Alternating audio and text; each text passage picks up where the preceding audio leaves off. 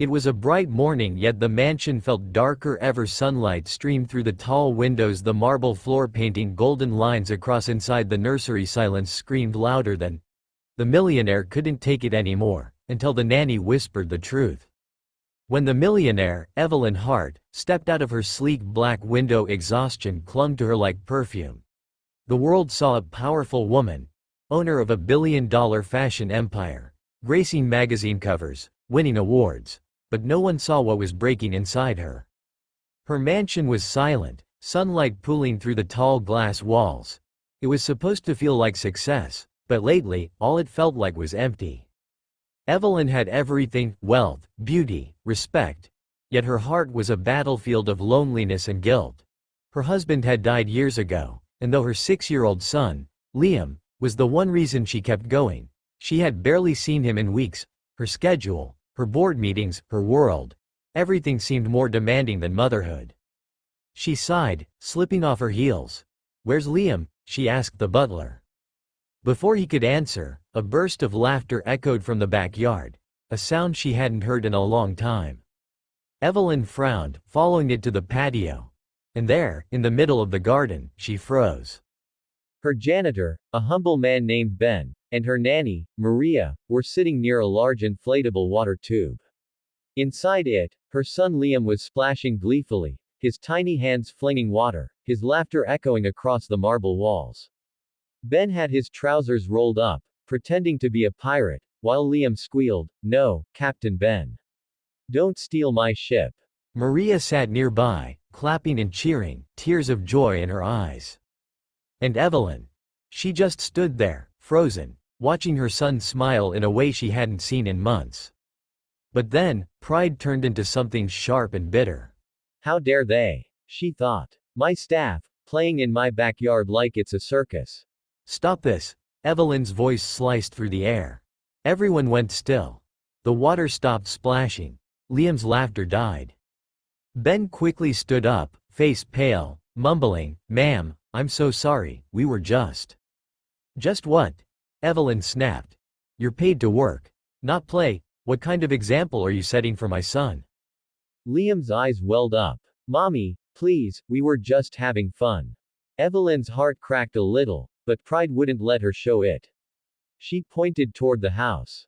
"Inside, now." Liam lowered his head and obeyed, water dripping from his clothes.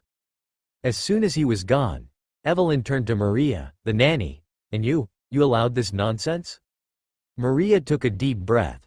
"Ma'am," she said softly, "your son has been waiting every evening for you to come home. He watches the door. He asks if you'll play with him. And when you don't, he just sits in silence. Today, he smiled again for the first time in weeks. Please don't take that away from him."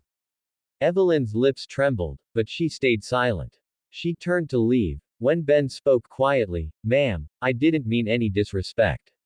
I was just trying to make him laugh. I lost my little boy 2 years ago. Playing with Liam today, it reminded me what joy sounds like." That stopped her cold. Evelyn didn't know what to say. She hurried inside, her throat tight. Later that night, she stood outside Liam's room. Through the slightly open door, she saw him asleep, his arm wrapped around a small toy boat Ben had made from a paper towel roll. And beside his bed, Maria sat reading softly, whispering a lullaby in Spanish. Evelyn pushed the door open quietly. "Maria," she whispered. Maria looked up, startled. "Ma'am, I didn't know you were." But Evelyn raised a hand, tears already glistening. "Tell me something, Maria," she said shakily. Am I a bad mother?" Maria hesitated, then stood up slowly. She looked Evelyn in the eyes, not as an employee, but as another woman who understood pain. "Ma'am," she said gently, "you're not bad. You're just tired. You've built everything for him, but he doesn't need your empire. He just needs you." Evelyn broke down. For the first time in years, she cried. Not as a CEO, not as a millionaire, but as a mother who had lost her way. Maria reached out, placing a comforting hand on her shoulder. "You can still fix it," she whispered. "He's still waiting for you." That night, Evelyn sat beside Liam's bed until dawn, holding his little hand.